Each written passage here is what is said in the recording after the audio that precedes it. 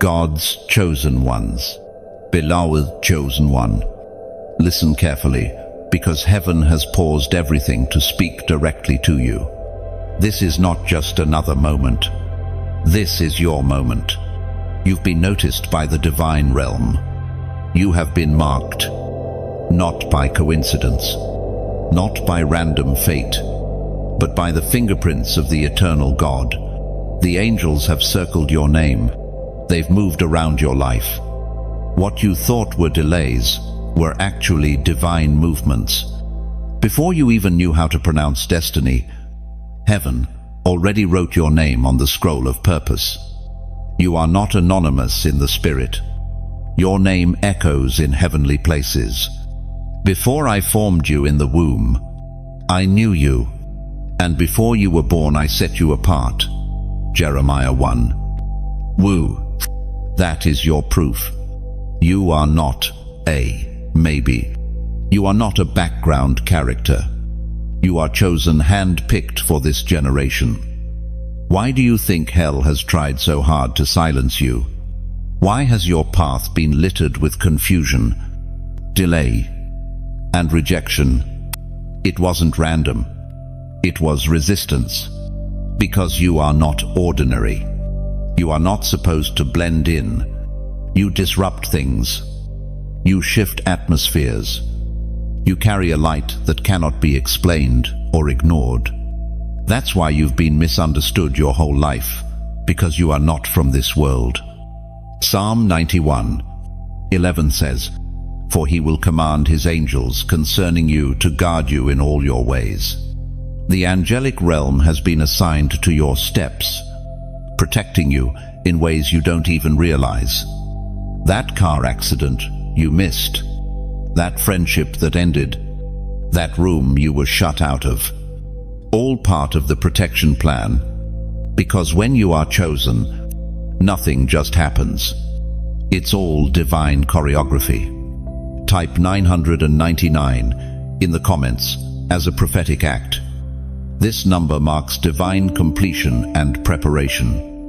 Your instructions are being released, and heaven is making you ready. Even the things that hurt you were used to mark you. The betrayal, the abandonment, the injustice, the sleepless nights, the tears no one saw. They are not wasted, not a single one, because you are not forgotten. You are seen by the King of Kings. You are precious in his sight. Isaiah 43:4 says, "Since you are precious and honored in my sight, and because I love you, that is heaven's heart for you." You've always felt like something was watching over you. That's because something is. You have angels assigned to you, and they didn't come empty-handed. They came with scrolls, with instructions, with sealed orders straight from the throne of God. Instructions that are about to unfold one by one, because this is your hour of awakening. Don't ignore this moment. Don't treat it like just another scroll. Heaven is interrupting your timeline to activate you. Your spirit already knows this is different. There's a stirring in your belly. There's fire in your bones. That's not adrenaline. That's anointing. That's awakening. That's divine alignment. Comment, I hear you, Lord. Right now, if your spirit is burning in agreement, this is your confirmation. You're not crazy. You're not delusional. You are marked. You are chosen. And the final instructions are now being whispered over your life. And now comes the tension. Because with the mark comes the weight. The mark brings responsibility. The mark brings warfare. But it also brings glory. Romans 8:18 declares, "For I consider that the sufferings of this present time are not worth comparing with the glory that is to be revealed to us." You are standing on the edge of that glory. This is a divine setup. The angels didn't just mark you, they're also moving with you. The assignments you thought were denied are actually being rearranged. The people who walked away had to because they couldn't handle your oil. Your presence is about to go places. Your name hasn't even been spoken yet. And you are not alone. The same angels that marked you are marching with you. You are not going into battle uncovered. You are not stepping into purpose alone. The host of heaven backs you. You have spiritual reinforcement. The reason some things didn't crush you is because angels caught you. Let every demon hear this. You are rising. You are returning. You are remembering who you are. You were never meant to be hidden forever. The hiding season is over. Now begins the unveiling, the emergence, the revealing of the marked one. All of creation has been groaning, waiting for this moment. Romans 8. Shijo, waiting for you. This is not about fame. It's about fire. It's not about being seen. It's about being sent. And heaven is sending you now. The signal has been given. The trumpet has been sounded. The realm of angels has been activated around your life. Beloved, chosen one. The only thing standing between you and destiny is agreement. Will you say yes? Will you surrender to the blueprint written before time began? Comment, I will obey, if that's your answer. Don't just watch this. Engage it. Let heaven see your response. Let hell hear your resolve. Let every delay be silenced by your yes. If you felt this word, reach your soul. Like, share, and subscribe right now. Don't miss what's coming next. There is a sequence to your awakening, and each piece matters. This is only the beginning. The angels have marked you. The scroll is being unsealed. You are God's chosen one. Long before you ever opened your eyes in this world, a conversation took place in heaven. A decision was made, not about your birth, but about your calling. God didn't randomly allow you to exist. He designed you with intention. In that holy dialogue, your name was spoken with purpose. Your journey etched into eternity. This is not poetry. This is prophecy. You were chosen before the beginning began. Not when you started praying. Not when you survived that trauma. Not when you gave your life to God. No, before all of that, your destiny was sealed. Ephesians 1:4 says it clearly. For he chose us in him before the creation of the world to be holy and blameless in his sight. Do you understand what that means? You existed in the mind of God before the stars were born. You didn't stumble into this. You're not here trying to find meaning. Meaning found you. You are a walking revelation of what God had in mind for this generation. You were sent here as a response, as an answer, as a divine interruption. You are God's strategy for this hour. That's why your journey has felt so different, because you're not from here. You came through this world, but your origin is higher. The day you were chosen wasn't loud.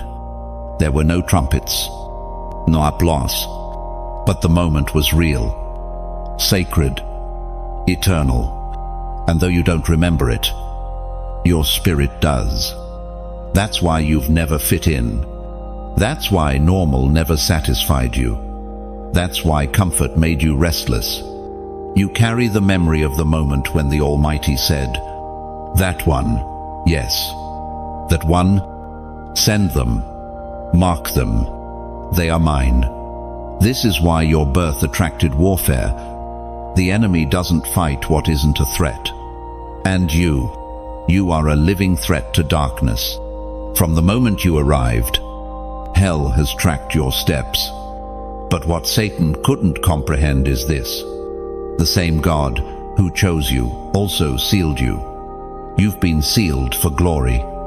You've been preserved for purpose. Isaiah 49:1 says, "Before I was born, the Lord called me. From my mother's womb, he has spoken my name. You weren't simply born into a family, you were injected into the earth as an agent of light. You didn't just show up, you were sent. Your presence is not a mistake. Your battles are not random. Your life is prophetic. Have you ever wondered why your childhood was so hard? Why people rejected you even before they knew you? Why the enemy started early, trying to damage your identity, trying to make you feel like you weren't enough? That wasn't just life. That was warfare. That was hell trying to block what heaven was birthing. But the call of God is not fragile. It doesn't evaporate when attacked. It gets stronger, sharper, more focused. And even in your darkest hour, the call remained. Even when you didn't believe in yourself, God never stopped believing in His choice. He never changed His mind about you. You may have made mistakes. You may have wandered, but the call is still alive. Romans 11:29 reminds us, "For the gifts and the calling of God are irrevocable." Heaven hasn't cancelled you. Grace is still chasing you. Mercy is still waiting. Because once chosen, always marked, and here's the truth. You've always known it. Deep down, in the private places of your soul, you felt it. A pull, a pressure, a whisper. Sometimes it came as restlessness, sometimes as divine dissatisfaction, other times as unbearable spiritual hunger, but it was always there, quietly reminding you, you are more than this. You've never been comfortable in shallow waters. You've longed for depth. That's not pride, that's purpose. Your spirit was forged in divine fire. You were made for something bigger, something holy, something costly. And the cost, it's real. Because being chosen doesn't just mean being blessed, it means being set apart. There are things you can't do, places you can't go, people you can't follow. Not because you're better, but because you're different. You've been marked for consecration. When others can blend in, you stand out. When others can compromise, you feel the sting of conviction. Why? Because you carry weight. You carry heaven's yes. When you try to ignore the call, nothing works. Success feels empty. Distractions lose flavor. You can't enjoy what others celebrate. Because your DNA is different. Your soul has tasted the eternal, and nothing else satisfies. You were never meant to be entertained by what you were sent to overthrow. God has been patient with you, not passive patient. Because He knows what's inside you. He knows what He placed in your bones. And now, He's calling it forth. Not gently, not softly, but with authority. The time for delay is over. The clock of heaven is ticking, and your instructions are unlocking. You were chosen not just to believe, but to become. You are not called to observe revival. You are called to spark it. You are not called to admire freedom. You are called to announce it. You are not called to echo what others say. You are called to release what heaven is whispering. Chosen one, hear this. Your life is not random. Your trials are not wasted. Your purpose is not small. You carry something ancient, something holy, something fierce. And now, heaven is demanding its return. You must arise. You must awaken. You must remember who you were before the world told you who to be. The angels have been watching, waiting, warring, because your moment is tied to more than just you. Others are connected to your obedience. Generations are depending on your yes. You are not an island. You are a blueprint. And what you activate will break chains in others. This is not pressure. This is honor. God trusted you with this assignment. Not because you're perfect, but because you're willing. And the willing always find the way. The willing always walk with power. Chosen before birth, marked before time, sent with a scroll, surrounded by angels, covered by grace, fueled by fire. This is who you are. You felt it, haven't you? The heaviness no one else could explain. The invisible pressure pressing against your chest in silent moments. The storms that hit your life when nothing outward seemed wrong. What you've survived, chosen one, was not just life, it was war. The unseen kind, the kind fought in spirit realms. The kind that targets only those with divine assignments. Some of the worst battles you've endured didn't have visible enemies. No one to blame. No face to confront. That's because your warfare was never natural, it was spiritual. Ephesians 6:12 makes this clear. For we wrestle not against flesh and blood, but against principalities, against powers, against spiritual wickedness in high places. You weren't just attacked. You were targeted because you carry something the enemy fears. And what's more, you survived. You made it. You're still here. You still wake up. Bruised, but breathing. Broken, but still burning. That's not luck. That's God. That's evidence that what's inside you is greater than anything that came against you. The enemy tried to steal your joy, corrupt your mind, damage your voice. But he failed, because you are marked. There were nights when you cried yourself to sleep, not even sure why. Mornings where you woke up numb. Silent wars in your soul that no one could see. People thought you were fine, but heaven knew you were in battle. And through it all, the angels didn't leave your side.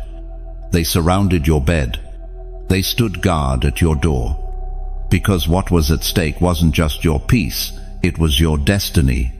Psalm 34:7 says, "The angel of the Lord encamps around those who fear him, and he delivers them." That's you. Even when you felt abandoned, heaven was present. You weren't alone. You've never been alone. You just couldn't see the reinforcements that were shielding you. You've walked through darkness so thick it should have swallowed you whole. Depression, rejection, confusion, isolation. You've been through spiritual tunnels that made you question if you'd ever see light again. But the light was never gone. It was inside you. You carried it, even when you couldn't feel it. Every time you were pushed to your limits, it was a test. Not to destroy you, but to reveal you. God was proving to darkness that you are unbreakable, that you are chosen, that no matter what was thrown at you, abandonment, betrayal, addiction, temptation, you would rise. You always rise. And what the devil didn't account for is this. Every attack deepened your discernment. Every battle sharpened your spirit. Every blow awakened your authority. You are not the same person you were before the war. You've been made dangerous to the kingdom of darkness. That's why the warfare increased, because your threat level did too. Chosen one. You've been trained in silence, prepared in pain, molded in midnight. And now the heavens are preparing to announce you. The ones who thought you were finished are about to watch you flourish. Those who dismissed you are about to see you walk in dominion. Because what tried to bury you didn't know you were a seed.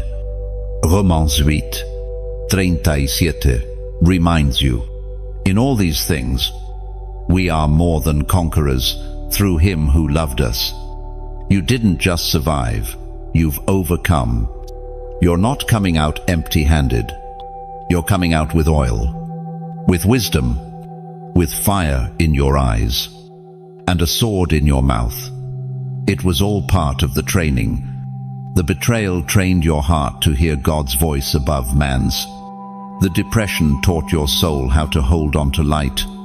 The rejection taught you to stand alone with heaven as your audience. The breakdowns became breakthroughs in disguise. Every why me moment was really heaven saying, because I trust you. You were never just fighting for your life. You were fighting for your legacy, for your bloodline, for every soul connected to your yes, for every chained one waiting for you to rise and unlock the next door. You were fighting for them too. That's why you couldn't quit. Now that the smoke is clearing, you can feel it, the shift. The weight is lifting. Instructions are downloading. New clarity is breaking forth. You're seeing visions, dreaming again, hearing God louder. It's not a phase. It's a transition. The war trained you for this moment. So now, chosen one, I ask you, can you recognize yourself in the mirror of your pain? Can you see how the fire didn't consume you, but refined you?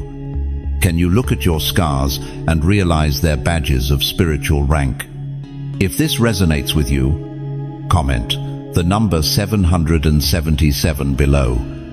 7 is the number of completion, and 777 triples the promise. Your warfare is transitioning into wisdom, your pain into purpose, your battle scars into blueprints. No one knows how close you came to giving up, but heaven knows, and heaven has honored your endurance. You are no longer just a survivor. You are a strategist. You are someone who carries authority to teach others how to war, how to stand, how to rise.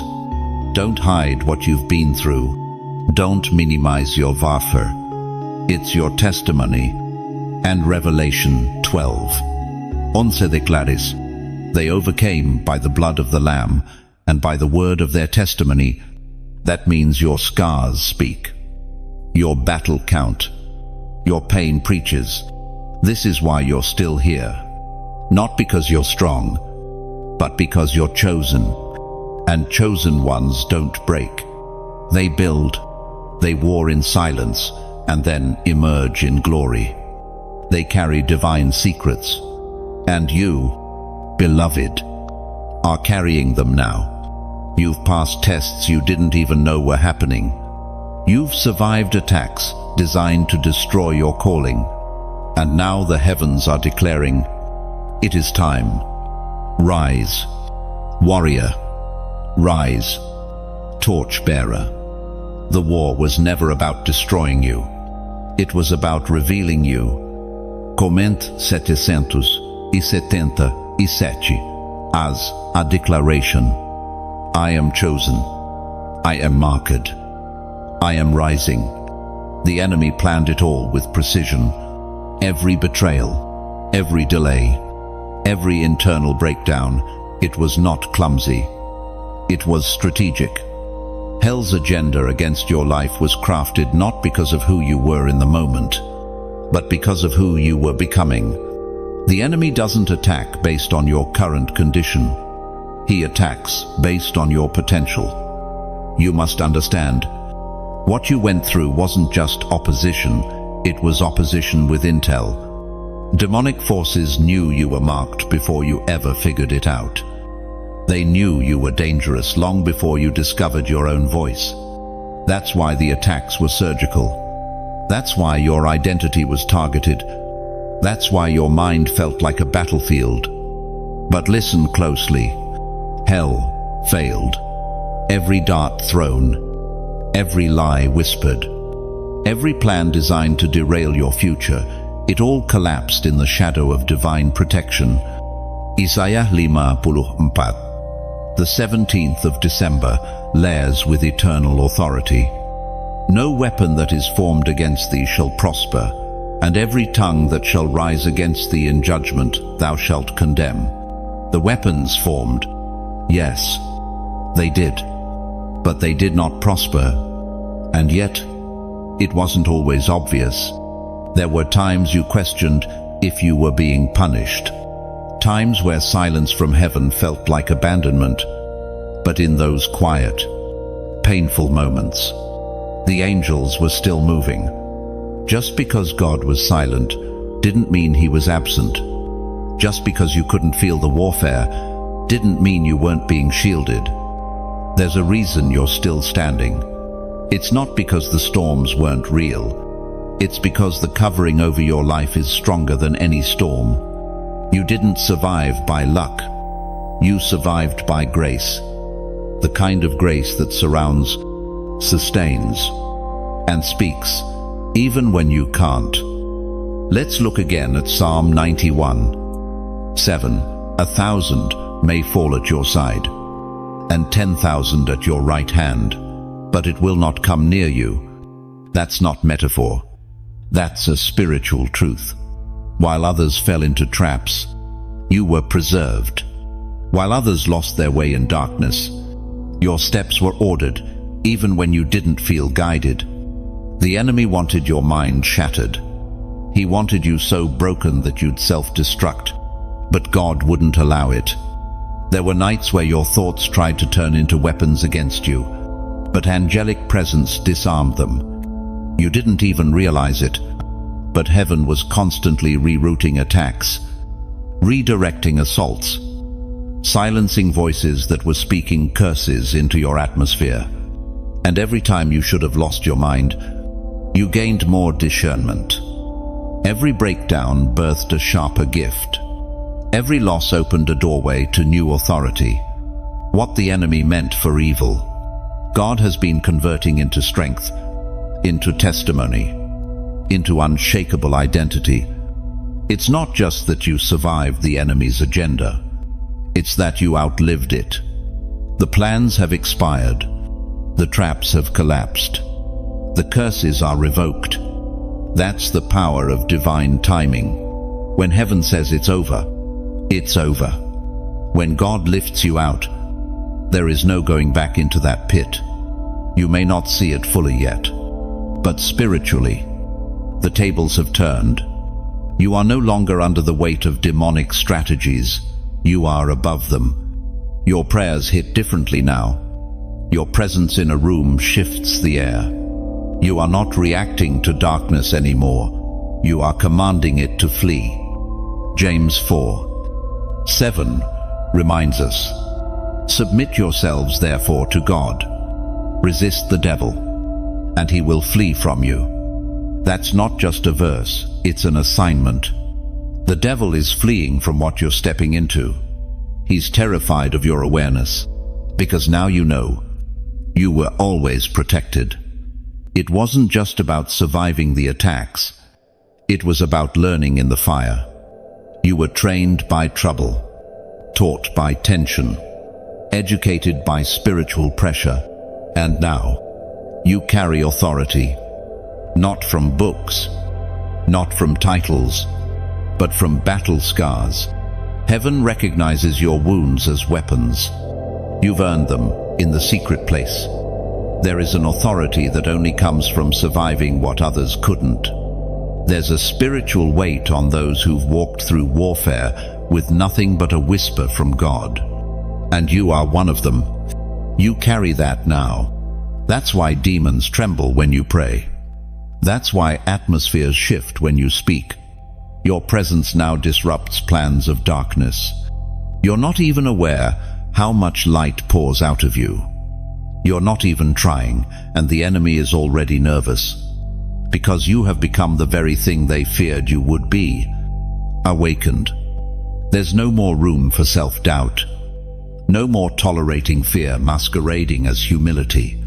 You've been through too much, seen too much, endured too much to shrink now. It's time to own what heaven has given you. Boldly, authentically, with holy fire. Let the heavens record this. The attack failed. The delay didn't work. The lies didn't stick. The curses bounced off. And the chosen one has risen. You have crossed the threshold where intimidation loses power, where confusion can no longer cling. You are stepping fully into divine awareness. You were never just called to survive attacks. You were called to reverse them, to return fire, to war with your testimony, to disarm demonic blueprints by showing up in your full spiritual identity. That's who you are now. Let no one make you question it again. Let no voice, even your own inner critic, make you doubt the anointing you carry. The war you survived proves the weight you carry. You've been tried in the fire, and the result is something pure, something unshakable, something glorious. This is your announcement. Hell's agenda against your life has failed. You are still here, still marked, still chosen. And now you rise with clarity, knowing exactly why you had to survive. Chosen one. There's a reason the room changes when you walk in. There's a reason conversations shift when you enter. You disrupt things. You don't carry average energy. You don't blend into the background. You carry authority. Even when you doubt yourself, the spirit realm knows who you are, and it trembles. You are what the Bible calls a disruptor, a breaker of patterns, a divine interruption in your bloodline. You carry oil not earned by years, but by fire. You carry insight that doesn't come from study, but from surrender. Jeremiah 51, 20 Hechos your essence. You are my battle axe and weapons of war. For with you I will break the nation in pieces. With you I will destroy kingdoms. God didn't just choose you to survive. He chose you to shatter what once stood unchallenged. That's why things never worked the same for you. Why you couldn't fit into systems, relationships, churches, environments that others seemed to thrive in. Because when you showed up, things shifted. You were born to break cycles, not blend into them. Your presence disrupts generational curses. Your voice unsettled demonic strongholds. Your prayers don't echo, they pierce.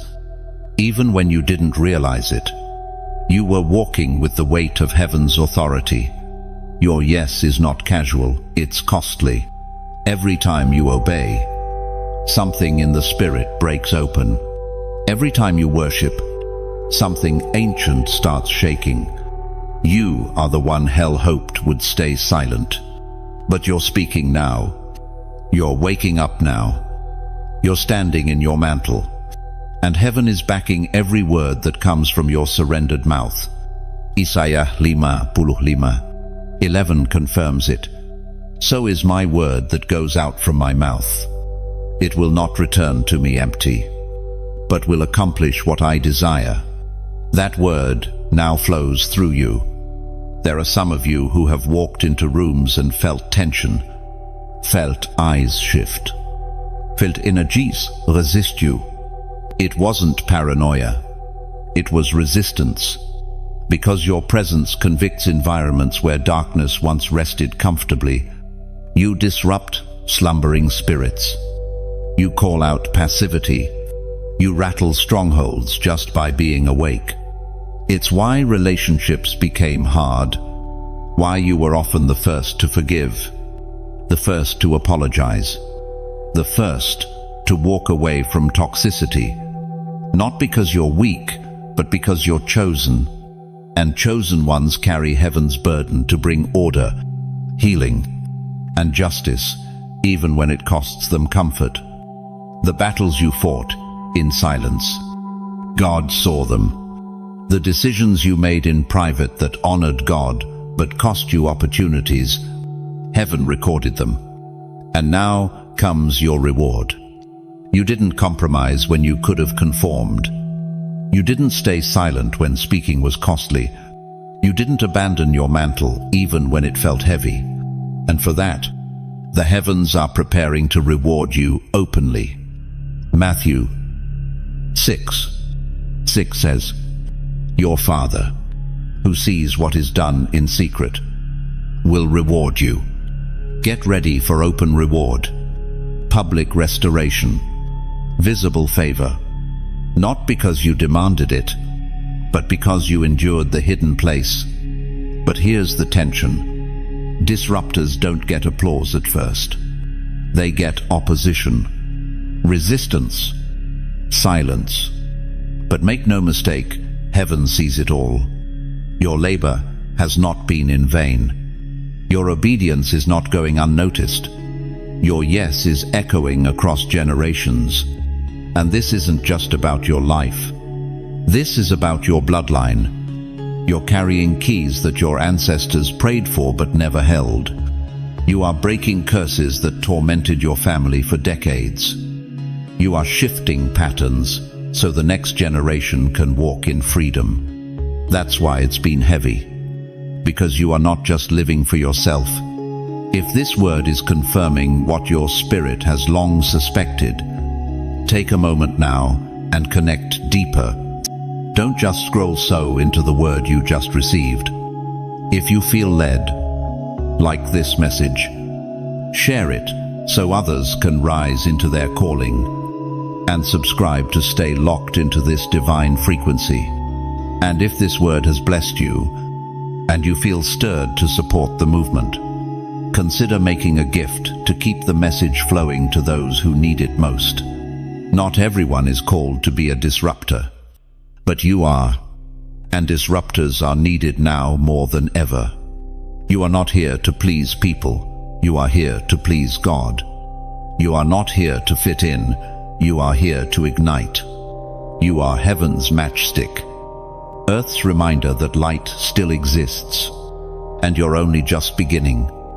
So don't back down now. You've come too far. You've endured too much to shrink. The enemy fears a disruptor in full agreement with God.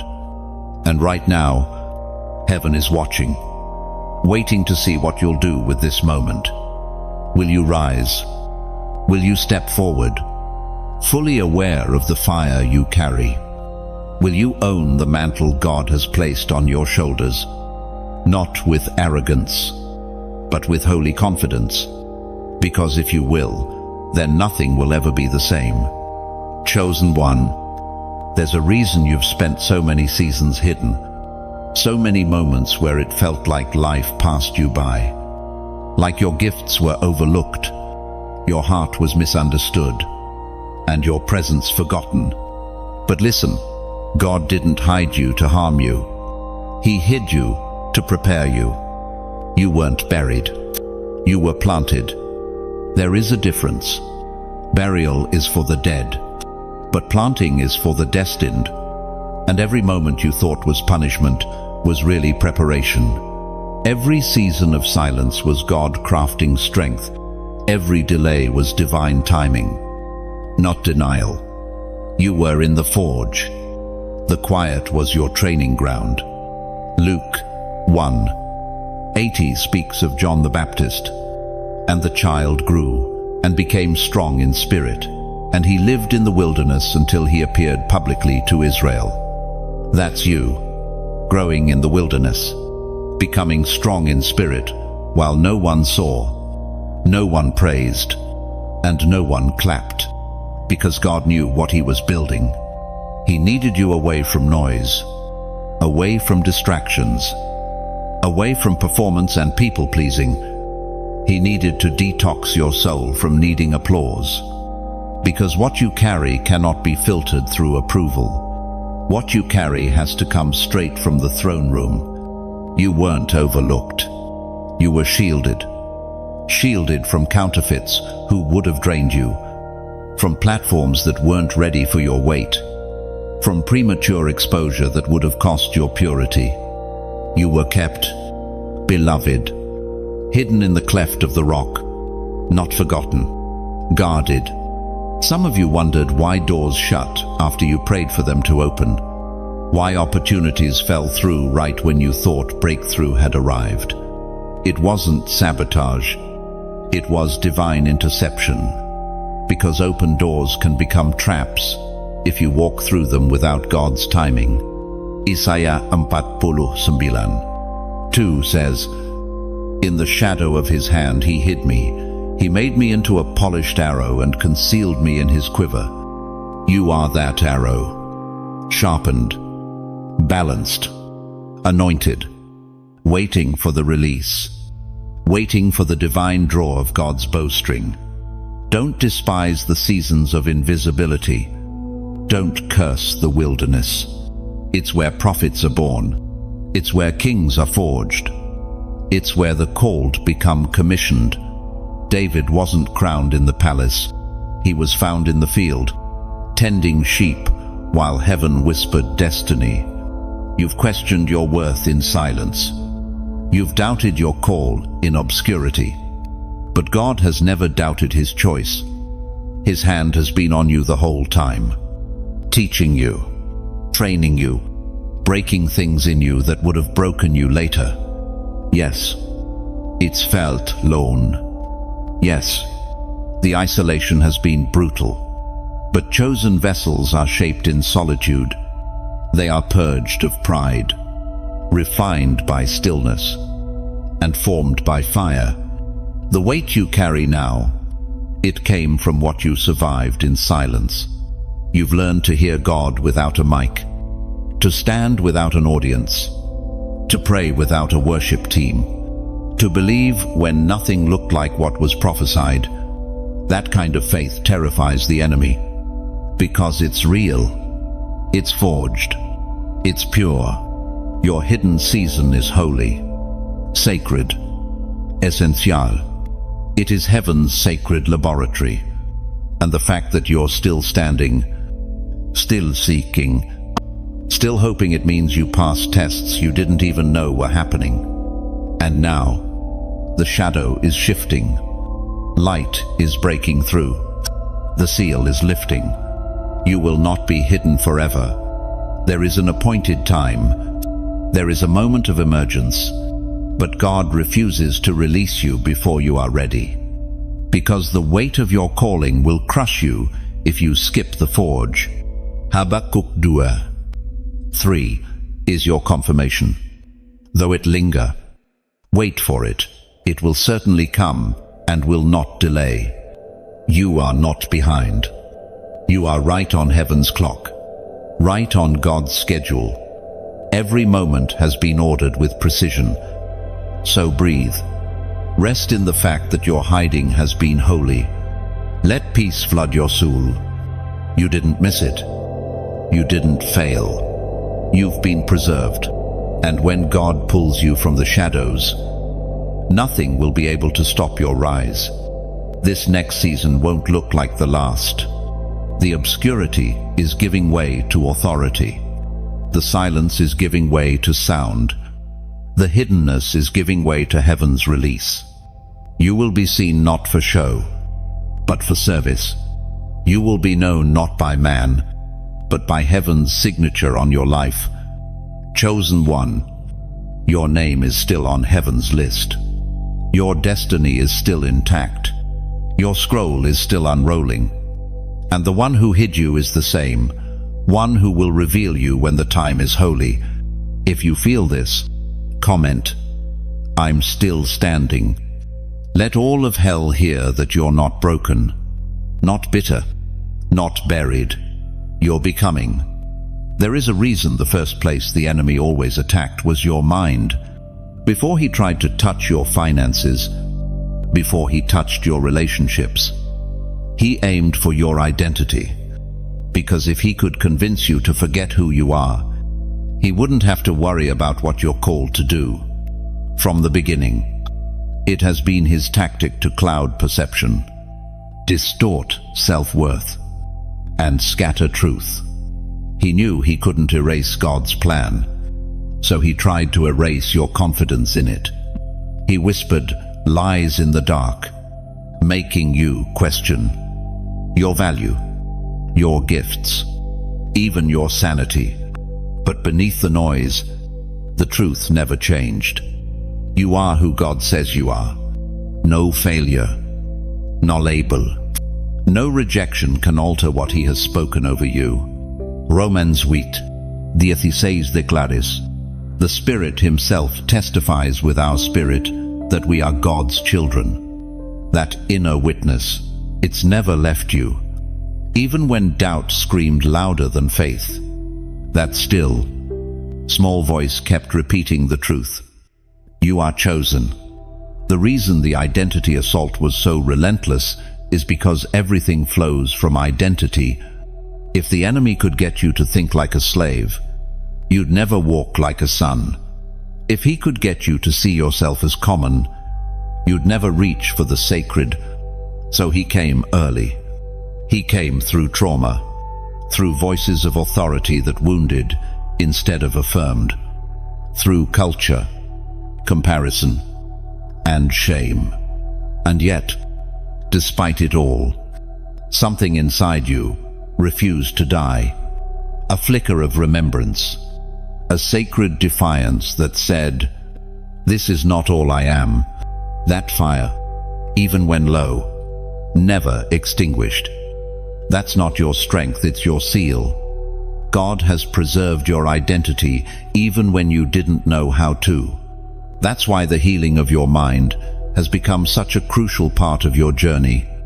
Because until your perception aligns with God's truth, your feet won't walk in the fullness He designed for you. Proverbs 23:7 says, as a man thinks in his heart, so is he. The enemy knew that if he could shape your thoughts, he could cage your destiny. But the chains are breaking now. You are remembering, not inventing something new, but returning to something ancient, something sacred. You are reconnecting with the you that existed before trauma taught you fear, before rejection planted lies, before religion confused performance with intimacy. You are being reintroduced to your true self, the one God knew before you ever failed. This return is not passive, it's war. You are reclaiming territory in your own mind. Every lie you uproot is an act of deliverance. Every truth you speak is a hammer to the chains. You are tearing down strongholds, not just for you, but for every person who watches you become whole. 2 Corinthians 10:4-5 says, the weapons of our warfare are not carnal, but mighty through God to the pulling down of strongholds, bringing every thought into captivity to the obedience of Christ. That's what you're doing now. Capturing thoughts, rejecting lies, replacing fear with truth, rewriting the script the enemy tried to write over your soul. You've spent years questioning why you felt too much or not enough. The enemy thrived in that confusion. He wanted you neutralized, so focused on your flaws that you'd never step into your authority. But clarity is coming now. You're starting to see, and what you're seeing is holy. You were never meant to be invisible. You were never meant to apologize for your fire. You were never meant to shrink to make others comfortable. The way you love deeply, the way you sense atmospheres, the way your spirit discerns things others miss, that's on purpose. That's divine design. You are heaven's contradiction to the world's assumptions. Your presence disrupts cultural lies. You carry the fragrance of another world. You are a prophetic mirror, showing others what wholeness can look like. That's why hell came after your mind, because your healed identity will awaken healing in others. This is not the season to be unsure. This is the time to anchor your name in what God has said. Stop repeating old scripts. Stop entertaining voices that don't match heaven's report. You are not damaged. You are not behind. You are not unworthy. You are redeemed. You are restored. You are anointed. Isaiah 62:2 speaks to your restoration. You will be called by a new name that the mouth of the Lord will bestow. That name, it's being spoken now in the Spirit. Heaven is calling you what you've always been, even when you forgot. And your story is far from over. Every page the enemy tried to black out is being rewritten with glory. Every chapter marked by pain is being redeemed with purpose. You are not the lies you believed. You are not the mistakes you made. You are the result of grace that refused to let go. So walk differently now. Think differently. Speak differently. Because you are returning to who you've always been. And once identity is restored, destiny unfolds without resistance. You are not becoming something new. You are remembering who you were before the battle began. There's something stirring deep inside you that you can't always explain. A sense that you're not walking alone. A knowing that things around you hold more meaning than they seem. You've seen numbers repeating 447, 777. You've dreamed dreams that felt more like visions. You've sensed moments in time aligning with such divine accuracy. It startled your logical mind. This isn't coincidence. This is heaven's code. A prophetic language woven into your days. Designed not to confuse but to awaken. It's been happening for years. Subtle nudges. Divine choice. Glimpses into eternity, hidden inside ordinary hours. You've always felt it, that sense of more. That sacred pull towards something beyond explanation. Joel 2:28 reveals the pattern. And it shall come to pass afterward, that I will pour out my spirit on all flesh. Your sons and your daughters shall prophesy. Your old men shall dream dreams. Your young men shall see visions.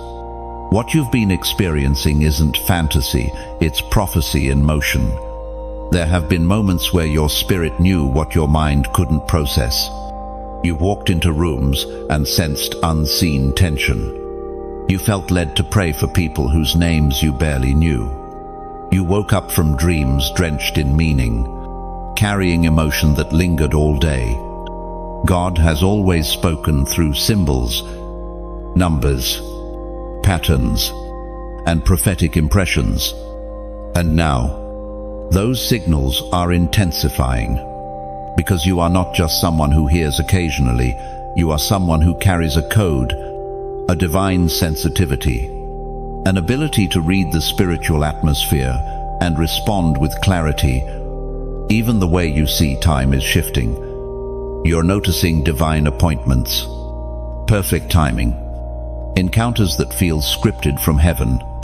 This is part of the prophetic code. God is fine-tuning your discernment, sharpening your inner hearing, and amplifying your ability to interpret what others ignore. 1 Corinthians 2:14 says, "The person without the Spirit does not accept the things that come from the Spirit of God, but considers them foolishness. But the spiritual person discerns all things." That's you.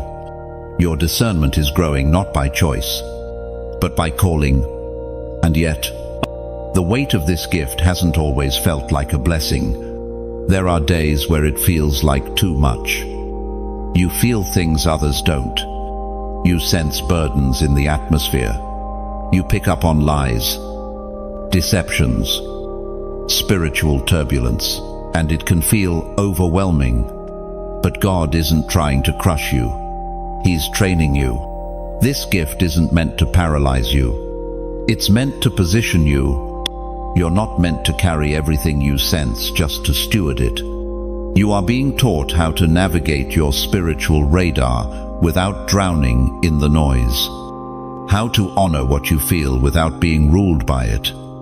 The prophetic code in you needs refinement. That's why God has you in cycles of quiet, periods of distance from certain people. He's clearing out the static so your spirit can hear him with precision. Because where you're going, vague impressions won't be enough. You'll need clarity. The signs will continue. The numbers will speak. The dreams will multiply. But they're not just for your intrigue.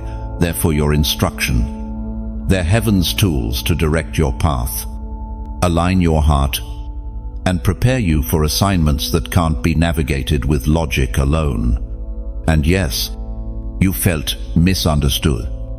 When you've tried to explain what you sense, people have dismissed it, called it deep, weird, too much. But God didn't wire you to fit their understanding. He wired you to function under His revelation. Do not tone it down. Do not apologize for your knowing. This is part of your design. You were never meant to see only in the natural. You were built to perceive beyond the veil. And as the days grow darker, your clarity will become light for others. You will interpret dreams. You will decode signs.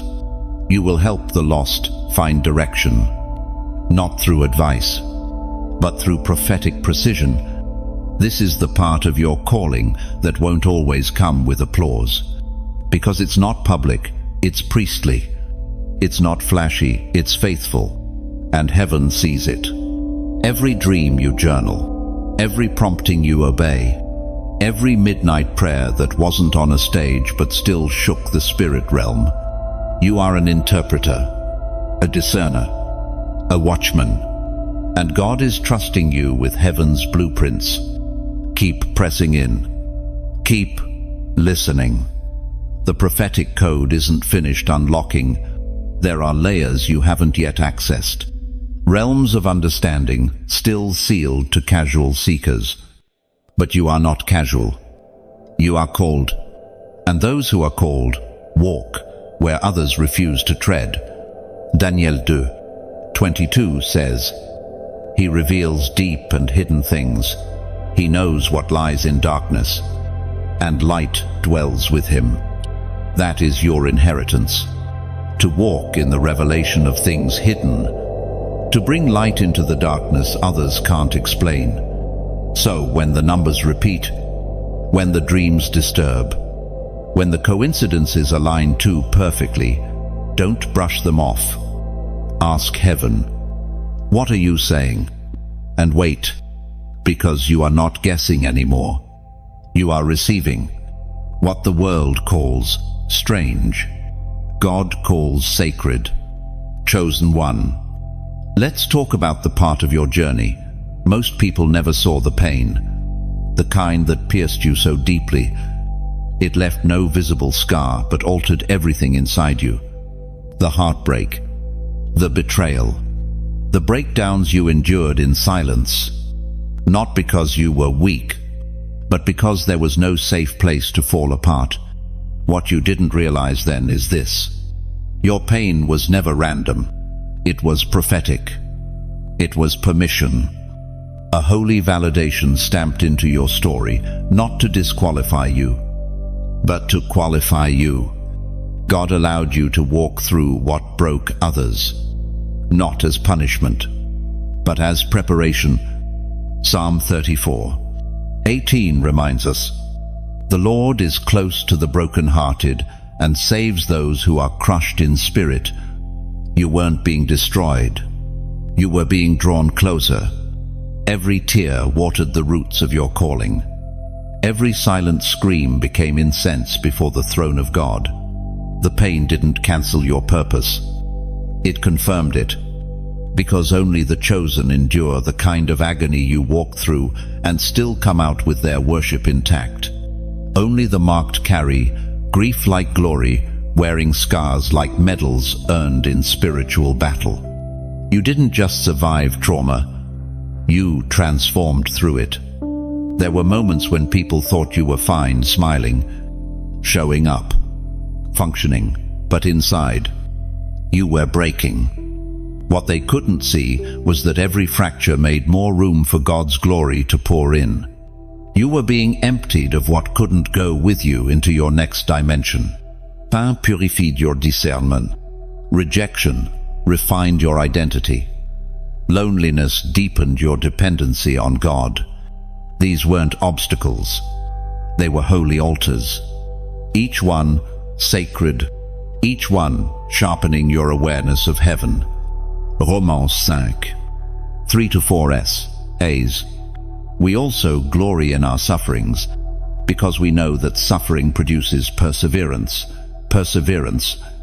character, and character. Hope. That's your testimony in one verse.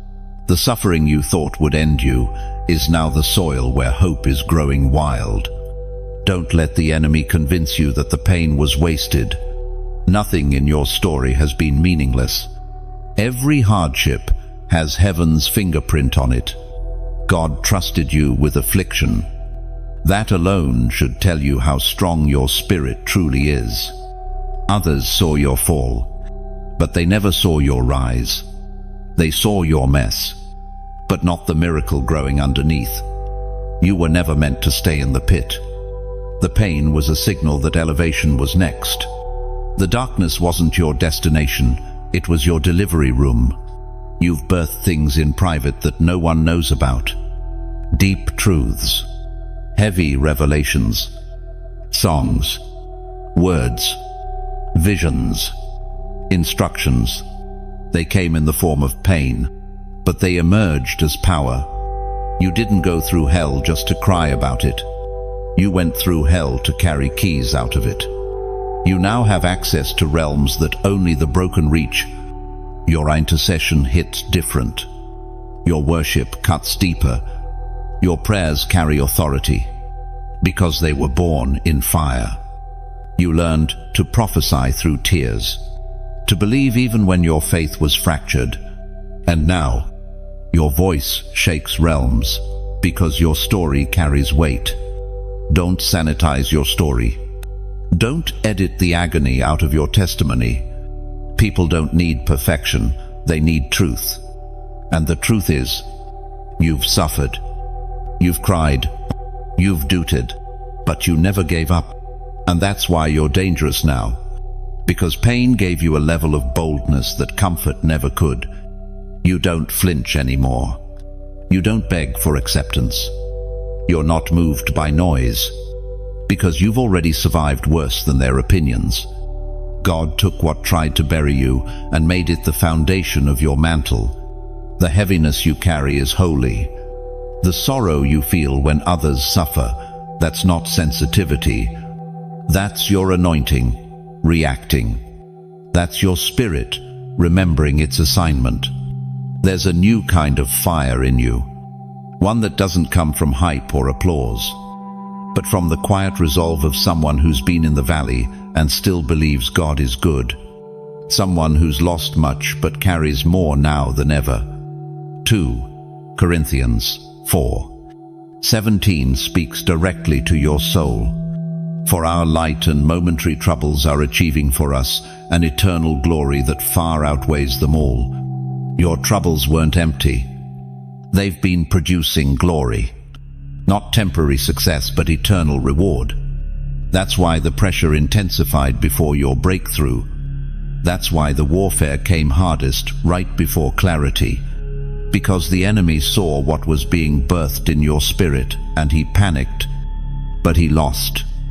You made it. And now, you carry something no demon can imitate, and no platform can give. Authentic, pain-forged authority. If this word just confirmed what you already knew deep inside, type 444 in the comments right now. That number isn't just symbolic, it's prophetic. 444 is a number of divine establishment, angelic presence, and alignment. It's God's way of saying, I saw it all, and I'm building from the ashes. The pain was not punishment. It was prophecy. You're not here in spite of the pain. You're here because of it. Chosen one. You need to understand this. The instructions that are about to unfold in your life are not coming from man. They are not born from motivation videos or online advice. What is being released over you is divine. It is sacred. It is what I call heaven's technology-coded revelation embedded into your spirit, downloaded straight from the eternal realm. You've already felt it, those sudden bursts of insight, clarity that comes in the stillness, direction that seems to land in your spirit without anyone telling you. That's not imagination. That's divine intel. God has been feeding you instructions from a higher realm, because where you are going, logic won't be enough. You'll need downloads. 1 Corinthians 2:10 says, "These are the things God has revealed to us by His Spirit. The Spirit searches all things, even the deep things of God." What you carry isn't shallow. It's deep, and it's been entrusted to you because heaven knows your spirit can handle the weight. God is releasing secrets now. Not loud, not public, but personal. Mapped into your prayer time, etched into your worship, coded into moments of silence when no one is around. These are your blueprints, and they will not come with applause, but with assignments. Heaven's technology is not flashy. It's effective. The downloads don't always look dramatic, but they shift everything. One whisper from God can rewire your entire direction. One dream can unlock what years of effort couldn't. One moment of yielded obedience can open a lifetime of doors. These instructions require sensitivity. This is not a season for noise. You'll need stillness. You'll need to fast from distractions, because when heaven is speaking, the wise learn to listen. You are being pulled into alignment, calibrated like an instrument tuned for heaven's frequency. Exodus 40 gives us a glimpse of how detailed God is.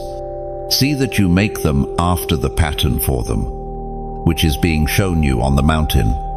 God gave Moses precise instructions, not opinions, not suggestions, patterns, because in heaven's technology, patterns matter, sequences matter, obedience matters.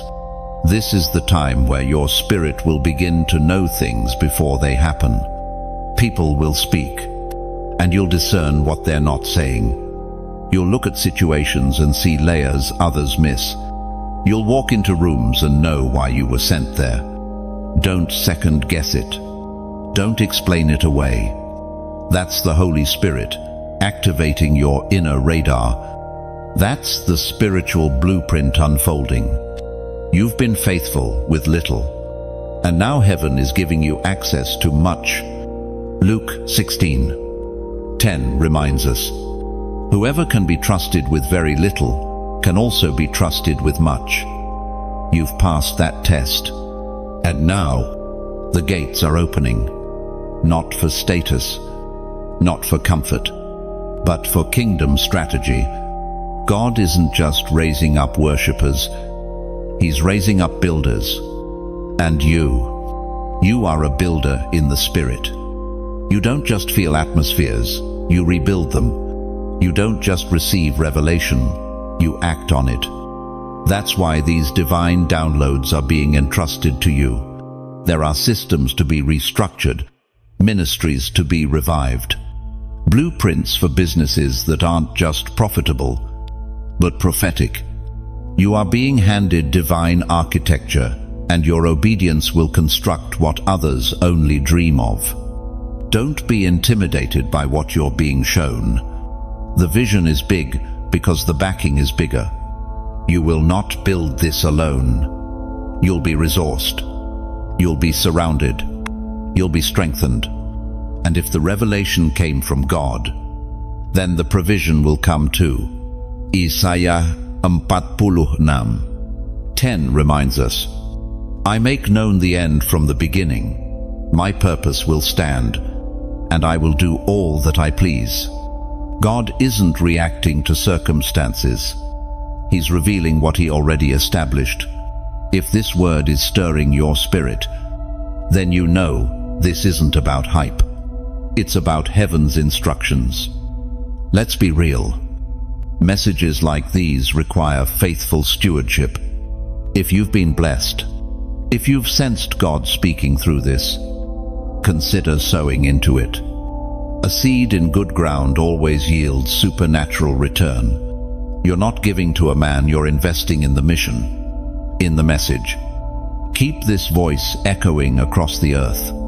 And if you haven't yet, be sure to like this message, share it with someone who carries fire, and subscribe so you don't miss what heaven is releasing next. There are more blueprints coming, more divine patterns waiting to be revealed. This isn't just a message, it's a manual.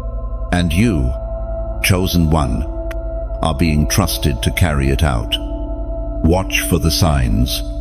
Listen in the stillness. Obey in the unknown. Heaven is releasing divine technology and it's landing in you.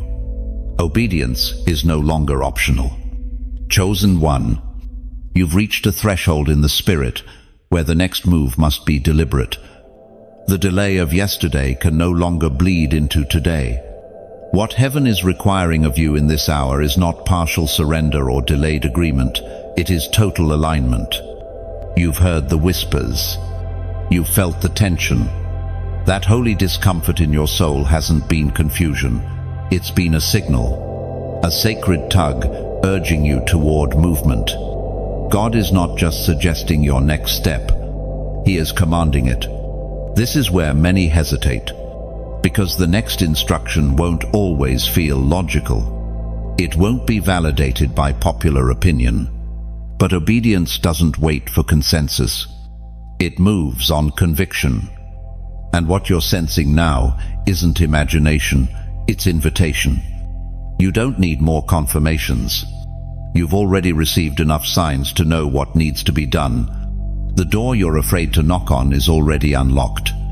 The conversation you've delayed is tied to someone else's breakthrough. The dream you've archived is screaming to be resurrected. James 1:22 gives it straight. Be doers of the word, and not hearers only, deceiving yourselves. Hearing without obeying creates spiritual stagnation. Obedience is how revelation becomes reality. You've grown through the wilderness. You've survived the fire. But now, the fire must become fuel. You've wept in private now. Heaven asks you to move in public. You've carried the instruction in your heart. Now you must release it with your life. Don't let fear dress itself as wisdom. What seems risky in the natural is often required in the spirit. There is someone waiting on the other side of your obedience. Your yes isn't just for you, it's a lifeline to others. Delayed obedience is still disobedience. And disobedience in this hour doesn't just cost time, it can cost alignment. You're not one decision away from delay. You're one rebellion away from disconnection. This is the weight of being marked. This is the tension of being chosen. You don't get to move casually anymore. Your steps are ordered. Your days are strategic. Your decisions impact destinies beyond your own. And yes, obedience will cost you. It will cost you comfort. It will cost you reputation. It may cost you relationships. But what you gain is infinitely greater presence, power, protection, and divine positioning. You've asked for clarity. God is responding with commands. You've prayed for increase. Heaven is responding with instructions. The next level doesn't come through hoping, it comes through honoring what you already know to do. Obedience is the currency of the kingdom. It's the only thing that truly unlocks the next. Not talent, not charisma, not influence, just obedience. God has already gone before you. What you're afraid to do, He's already prepared the way for. You're not stepping into chaos, you're stepping into completion. You're not building from scratch, you're building from prophecy. The instruction may feel small. Call someone. Forgive that person. Start that journal. Leave that environment. Speak that word. Don't underestimate it. Obedience to the small is what qualifies you for the sacred. Even Jesus, in the fullness of divine power, still chose to obey the Father's will fully, immediately, and completely. Philippians 2:8 reminds us. He humbled himself by becoming obedient to the point of death, even death on a cross. If the Son obeyed fully, how can we afford to treat obedience lightly? There is an unlocking waiting on your yes. The moment your spirit aligns, chains begin to break. Not just in your life, but in every life connected to you. You are a gate in the Spirit, a path others will walk. And if you delay, they remain stuck. You weren't saved to stand still. You were marked to move. The anointing over your life responds to action, not intention. This is the moment, not tomorrow, not next week. Now, heaven is watching not to judge, but to release. The scroll is open. The command has been given. All that remains is your response. Will you obey? Something in the Spirit is shifting, and you can feel it, even if you can't explain it. You are no longer standing still. You are standing on the threshold of divine transfer. What was once blocked is now being released. What was once delayed is now being delivered. You are about to receive what only the spirit realm could prepare. Mantles, keys, and weapons. A supernatural handoff is in motion. This isn't a promotion from man, it's an impartation from heaven. Elisha received Elijah's mantle not by begging for it, but by following with faithfulness. You've done the same. Through your endurance, your obedience, your quiet consistency, you've proven you're ready. And now heaven responds. The torch is being passed. The oil is increasing. The access is expanding. 2 Kings 2:13 says, He picked up the cloak that had fallen from Elijah and went back and stood on the bank of the Jordan. That's you. You've watched others carry what you've been called to. You've stayed close to the fire, and now the mantle is falling onto you. But this transfer isn't flashy. It's not about fame. It's about function. Heaven isn't giving you gifts to entertain. It's handing you tools to build. You're not being called into visibility. You're being summoned into warfare. The transfer is a commissioning. The keys you're receiving represent authority, not just to enter new realms, but to unlock them for others. These keys are spiritual. They are assignments. They are kingdom instructions wrapped in favor. And once given, they cannot be revoked. Revelation 3:7 affirms this. What he opens, no one can shut. And what he shuts, no one can open. With the keys come weapons. These aren't carnal. They're divine. You're about to see your prayers hit harder, your declarations cut deeper, your silence shake atmospheres, because what you're receiving now carries heavenly weight. You've been feeling the stir, the urgency. That's the spiritual realm aligning with this very moment. Angelic presence is increasing. Dreams are intensifying. Discernment is getting sharper. Why? Because your spirit is being equipped. You are being upgraded, spiritually armored for what comes next. This is not charisma. This is capacity. You are being stretched to carry something larger than you've known. That burden in your chest, that's divine installation. Heaven is pouring revelation into your bones, mapping blueprints into your sleep, syncing your mind with heaven's rhythm. The transfer is also generational. You are receiving mantles not just from your leaders, but from those in your bloodline who never fulfilled theirs. You're picking up uncompleted assignments. You're carrying prayers they didn't see answered. You're walking in a harvest they sowed in tears. You've been chosen to complete what others could only begin. That's why the weight feels unfamiliar, because you're carrying more than your name. You're carrying legacy. You'll find that things begin opening without striving. Doors respond to your presence. Atmospheres shift around your silence. That's not pride, it's the result of the transfer. Don't shrink. Don't explain it away. You've been anointed for this. But remember, mantles attract resistance. The moment you receive, you become a target. But the angels don't just deliver, they defend. You will not walk unprotected. You will not be unguarded. With the mantle comes the host. You are covered. Do not look to the left or right. Do not compare your portion to another's. What you're receiving is custom, tailored for your assignment, fitted for your call. And though it feels weighty, it will not crush you. It will carry you. Chosen one, this moment is irreversible. You've crossed the line of no return. The transfer is done. The keys are in your spirit. The weapons are in your mouth. The mantle is on your shoulders. Now you must walk. Comment, I receive it, if your spirit witnesses this word. Let the heavens echo your agreement.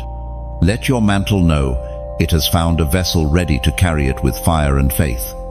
You've never been just another face in the crowd. You've always been set apart. Not for attention, but for assignment. And now, it's becoming clear, you are the firstborn flame, the one chosen to lead, to bear weight, to walk paths no one in your bloodline dared tread. You're not just breaking curses, you're establishing a new covenant. You are becoming the fire that lights the way for others. Being the first isn't glamorous, it's heavy. You've had to figure things out without a guide, walk through wilderness without a map, pray prayers no one taught you. But it's because you were designed to carry what others couldn't. The flame you carry isn't borrowed, it's born of fire. There are generations behind you that never saw the fulfillment of their prayers. People in your lineage who longed for freedom, for clarity, for peace, but couldn't access it. And now, heaven has turned to you and said, it begins with this one. Isaiah 58:12 echoes this divine responsibility. Your people will rebuild the ancient ruins and will raise up the age-old foundations. You will be called repairer of broken walls, restorer of streets with dwellings. That's your identity in the Spirit. You are not continuing a legacy, you are rebuilding one. You're not just carrying your own call, you're carrying the weight of unmet destiny, unanswered prayers, untapped anointing. And yet, the flame doesn't burn you. It brands you. You are marked as the one who said yes when others ran, the one who stood still when others fled, the one who dared believe that cycles could break. Buying first means being misunderstood. It means people will question your decisions, your fire, your urgency, because you see what they can't. You hear what they've been trained to ignore. You know that your obedience has eternal consequences, not just personal reward. You carry vision that's too big for the natural eye. You speak language that makes spirits respond. Your worship is not for show, it's a weapon. Your presence breaks things. That's not ego. That's evidence of the mantle you bear. This is why you've faced such resistance. Why the enemy came after your mind so early, your heart so fiercely. Because if he could silence the firstborn flame, he could keep the bloodline bound. But he failed. You're still here, still burning. You've had to learn how to light your own fire in seasons of isolation. You've prayed when no one understood, fasted when no one joined, declared when no one agreed. And through it all, the fire kept growing, not because of effort, but because of election. You were chosen not to echo, but to ignite. You are not a copy. You are an original, a divine prototype meant to forge something entirely new. What's coming through you has never been seen before, not because it's strange, but because it's sacred. And sacred things are often hidden before they're revealed. You are becoming the torch in your family line, the one who breaks silence with sound, who overturns shame with truth, who dismantles darkness with consistent light. That's what it means to be the firstborn flame, not just to burn, but to illuminate. It's not about being perfect. It's about being faithful. You don't need to know everything to lead. You just need to stay on fire, because your heat calls out to others still cold in spirit. Your glow reminds them what's possible. Your persistence testifies that deliverance is real. You weren't anointed to impress. You were anointed to ignite. And as the flame within you grows, others will find their spark. Not because you're preaching at them, but because you're burning in front of them. John 5:35 speaks of one like you. John was a lamp that burned and gave light, and you chose for a time to enjoy his light. Your assignment is not eternal popularity, it is eternal impact. You burn so others can see. Let the fire refine you, but never let it consume your joy. Stay anchored. Stay humble. The higher the flame, the deeper the roots must go. Keep your ear pressed to heaven's mouth. Keep your heart guarded from pride. Keep your pace aligned with grace. Chosen one, you are the first, the breaker, the one marked with fire and forged in silence. And the world will never be the same because you chose to carry the flame forward. There is a depth to your strength that didn't come from books or mentors. It came from the fire. Not the fire of passion or excitement, but the fire of trial, pressure, and unrelenting testing. You've walked through flames that didn't warm you, they stripped you. But what others called destruction, heaven called fireproofing. God wasn't trying to burn you up. He was burning off what couldn't go with you. The fear, the pride, the need for approval, the hidden wounds they had to be exposed and incinerated. Because where he's taking you, purity matters more than platform.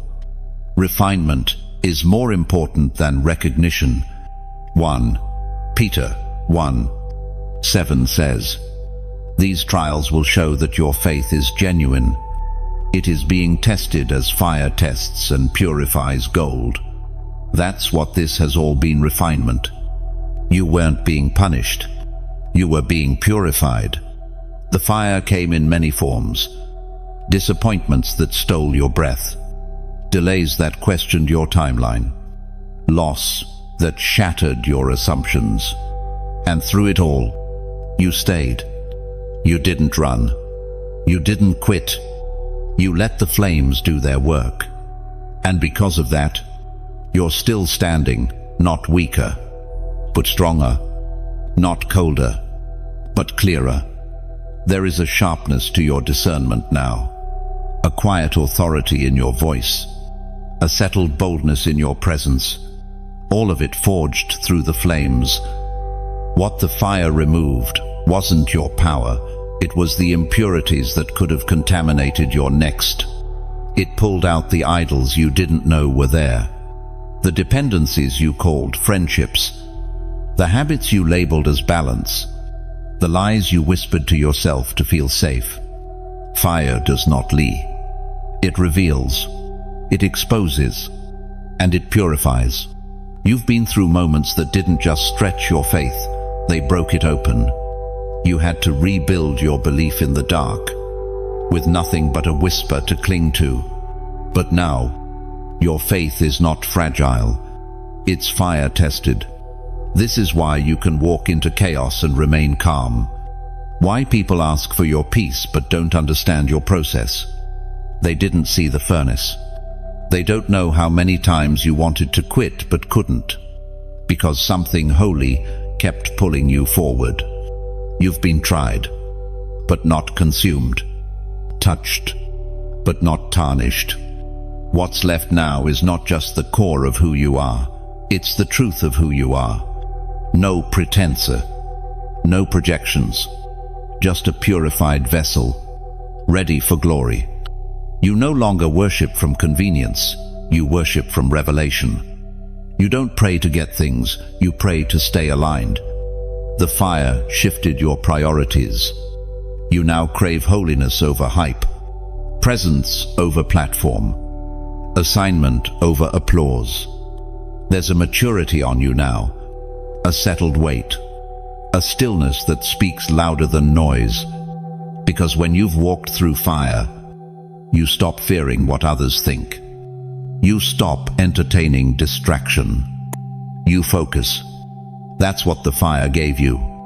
Focus. And it's what will carry you forward.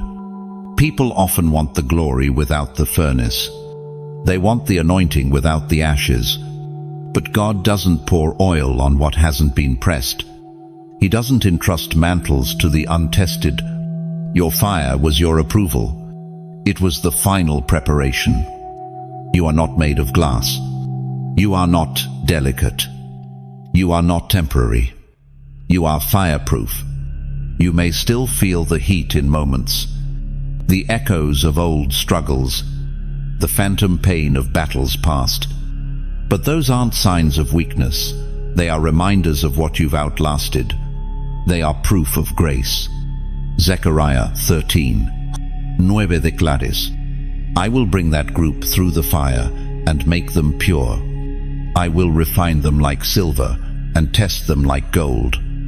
That's been your journey, refined, tested, proven. Now, when people ask why you speak with conviction, you won't have to explain. You'll simply be. When they wonder why you pray with weight, why you love deeply, why you walk with caution and courage at once, it will be the fire speaking through you. And that fire will never go out. Because it didn't start with you. It started with heaven. You are carrying a flame that was sparked in eternity and proven on earth. You didn't just survive the process. You became the product. And what God finishes, no man can undo. Chosen one. Your voice is no longer just a sound, it is a weapon. What once trembled with doubt now carries force. What once hesitated now cuts through the atmosphere with purpose. You've been silent long enough. You've withheld your roar while others shouted noise. But now, heaven is activating your voice not for attention, but for assignment. Your words are not ordinary. They are anointed. They don't just inform, they shift. They don't echo trends, they carry truth. Every declaration, every prayer, every spoken word from your lips has the potential to alter reality. This is not exaggeration. This is spiritual fact. Proverbs 18:21 says, Death and life are in the power of the tongue. And now, more than ever, God is summoning your tongue to speak life, to demolish lies, to build and to break, to plant and to pull down. You have been entrusted with language that aligns with heaven. The enemy tried to silence you early. That's why your voice was attacked. That's why you second-guessed your words. That's why you felt the weight of rejection every time you spoke truth in a room that preferred comfort. But you weren't wrong. You were just early. And now the timing is right. Your voice has been purified in fire. It doesn't carry ego. It carries edge. It doesn't seek validation. It speaks from vision. You've earned your authority, not through volume, but through victory. You speak differently now because you've lived what others only read. This is why you must speak. Not louder, but clearer. Not to impress, but to impact. Your silence may feel safe, but it is costing someone else their freedom. Your voice carries keys.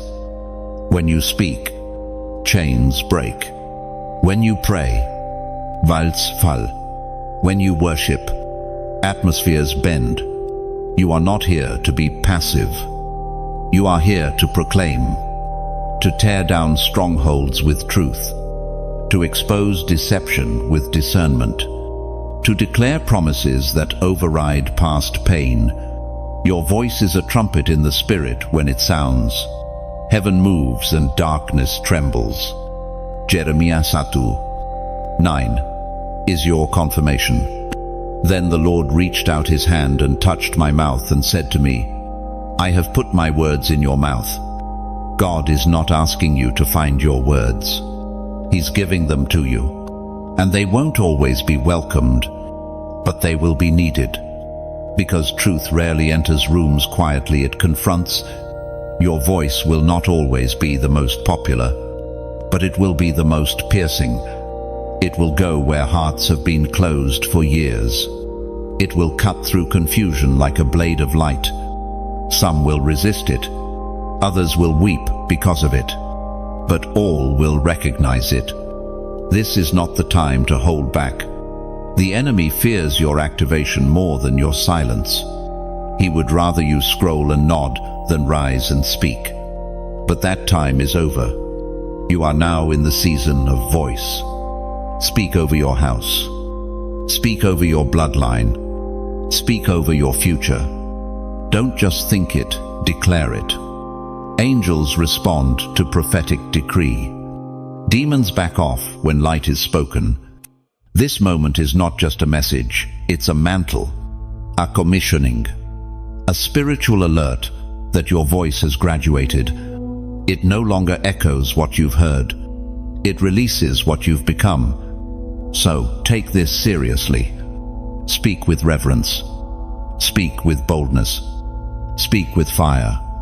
Because when you speak, it's not just you, it's heaven through you. If this word has resonated deeply, if it confirmed what you already sensed but couldn't articulate, take a moment to act. Like this message, so others can discover it. Share it, so your voice becomes the bridge for someone else's breakthrough. And if you haven't already, subscribe, so you don't miss what God continues to pour through this channel. And if you feel stirred to go deeper, if this ministry has been a source of strength, direction, and divine interruption, consider sowing into it. Every seed makes it possible for this voice to reach further. Speak louder and build more. No amount is too small when it's planted in the right soil. Comment below. I will speak. Let hell know you've found your sound. Let heaven hear your yes. And let the earth feel the ripple of a chosen one, stepping fully into their voice. Chosen one, this is it. The moment you've been sensing in the depths of your spirit without knowing how to name it. The moment when heaven releases not just affirmation, but instruction. You are not waiting anymore. You are receiving. The final instructions are being written on the walls of your heart. There's a stillness in the spirit now, not of inactivity, but of anticipation. You can feel it, that quiet weight of divine clarity.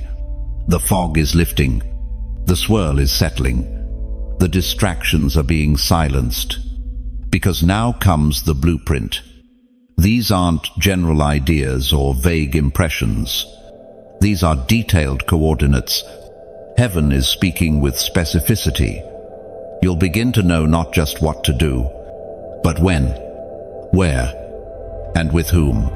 The alignment will be surgical. Every piece will begin falling into place, like prophecy, fulfilling itself in real time. God doesn't leave his chosen ones to guess. He doesn't whisper destiny without providing direction. Isaiah 30:21 affirms this with power. Whether you turn to the right or to the left, your ears will hear a voice behind you, saying, "This is the way, walk in it."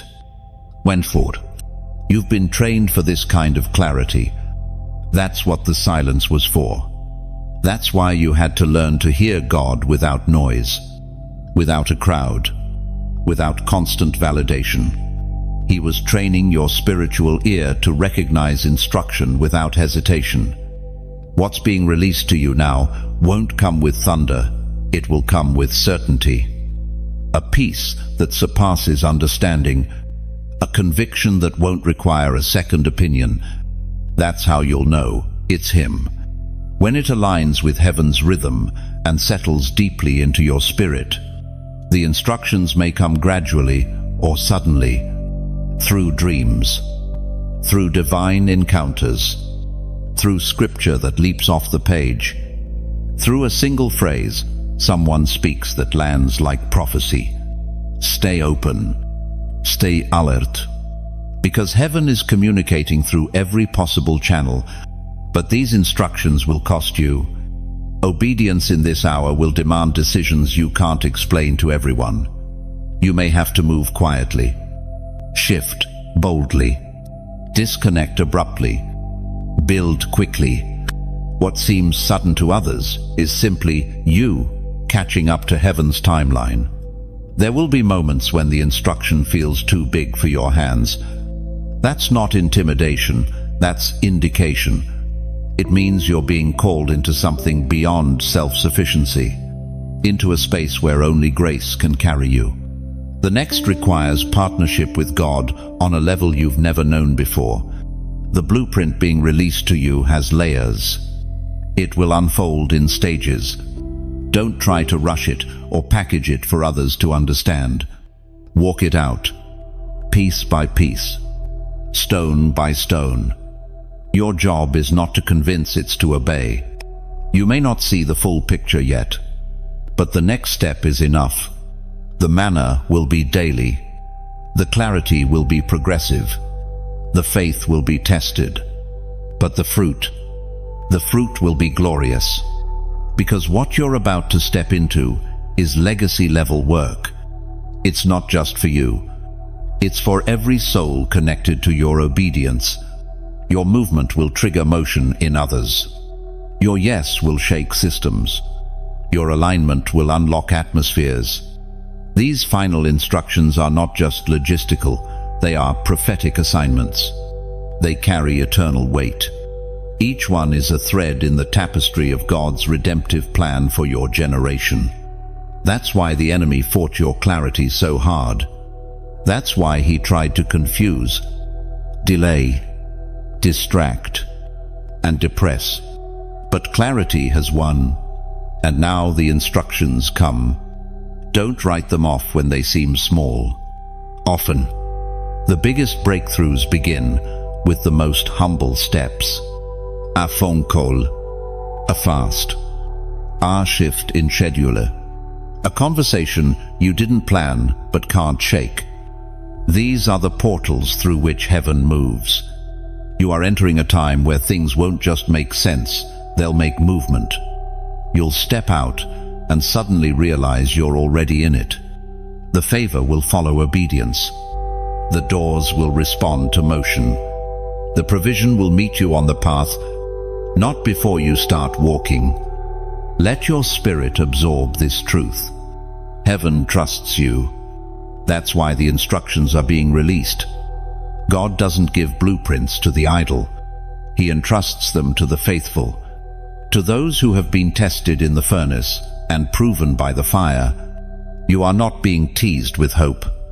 You are being commissioned with clarity. Everything up to this point has been preparation. Now the scroll is unrolling. The pages are turning. The ink of heaven is writing your next with precision. The final instructions have arrived. This is the moment creation has groaned for. The emergence of the ones heaven calls by name, marked by oil, and forged in obedience. You, chosen one, are no longer in waiting. You are in commissioning. The release has come. The silence is over. The delay is broken. The heavens have finalized your training. Now, you move. You don't need another sign. You are the sign. You don't need more proof. You are walking proof of survival, of redemption, of what happens when someone refuses to quit, even when they don't understand the process. Every step you've taken has led to this sacred moment, the crowning. But this crown isn't made of gold. It's made of glory. It is not placed on your head by people, but by God Himself. You've been crowned with authority, with burden, with fire, not for status, but for service, not for decoration, but for deployment. Psalm 8:5 whispers this truth into your spirit. You have made them a little lower than the angels and crowned them with glory and honor. That verse was written for moments like this, for the exact weight you now carry. You were never called to be hidden forever. You were never meant to remain in the cave. The cave was a classroom. The wilderness was a womb. But now, the time for hiding has ended. Now begins the revealing. You are not rising because of ambition. You are rising because of assignment. Every part of you feels the shift. The way your mind engages Scripture differently. The way your discernment has sharpened. The way prayer now feels like dialogue. Not just pleading. It's all confirmation. The commissioning has taken root. What was once internal is now external. Heaven has pushed you forward. But with the crown comes the call. A higher level of accountability. A new weight of decision. The crown doesn't just elevate, it anchors. You are now visible in the spirit realm in a new way. The enemy sees it. Heaven sees it. The earth will feel it. You don't need to announce anything. Your obedience will speak louder than any introduction. Your fruit will do the talking. Your consistency will carve the path. This is not about fanfare. This is about function. You are God's response to spiritual drought. Don't look for confirmation in applause. Find it in the peace that now rests on your shoulders. The mantle fits. The crown sits firm. Your yes has summoned the next wave of instruction, movement, and manifestation. You've crossed the threshold. You've been tried, purified, sent. No more preparation without activation. No more readiness without release. What you carry must now move. You've been given access to realms that require your full presence. Every delay has expired. The authority on your life will begin to draw things to you. People, resources, information, opportunity. But you'll know it's heaven sent by the weight of purpose it carries, not the size of the platform. You're no longer moved by hype. Only heaven's hand can guide you now. You are now the one others will look to for guidance. Not because you asked for it, but because you've become it. You've stepped into the role. You are the answer to prayers you didn't even know were prayed over your bloodline. You are the open door others will walk through. Let it settle in you now. You are crowned and commissioned. The work ahead is holy. The responsibility is heavy. But you are ready. Not because you feel ready, but because heaven has said you are. This is the unveiling of the ones God hid in plain sight. The ones who suffered in silence but still served. The ones who lost everything but kept worshipping. The ones who battled in the dark and emerged glowing with glory. You are among them. You are one of them. You are God's chosen one. You've made it. Not just to the end of this message, but to the beginning of your next chapter. Chosen one. What you've just walked through wasn't information, it was impartation. Line by line, heaven has been unlocking layers of clarity, strength, and destiny in you. This was more than words. This was a divine moment. And moments like these are not casual, they are catalysts. You are no longer who you were when this began. You've heard the call, felt the fire, caught the weight of your mantle. And now you move forward, not as someone seeking purpose, but as someone walking in it. You've been marked, commissioned, crowned, and now comes the movement. The voice you carry, the presence you bring, the blueprint you hold, it's needed more than ever. The world is aching for the authentic, for the anointed, for the awakened. That means it's aching for you. If this message stirred something in you, something holy, something undeniable, don't keep it to yourself. Like this message so it reaches others. Share it with someone who's been fighting in silence. Subscribe to stay connected to the flow of heaven's voice. And if this ministry has blessed you, if this space has become a prophetic lifeline, prayerfully consider supporting the mission. Your donation, no matter the size, keeps the message burning, reaching, transforming. You're not giving to hype, you're investing in heaven's movement. Finally, drop a comment below, just a few words. I was born for this. Let heaven see your yes. Let earth feel your agreement. Let hell hear your unshakable resolve. You're not late. You're right on time. You're not random. You are royal. You're not forgotten. You are foretold. This is your moment. Chosen one. Now, go live it.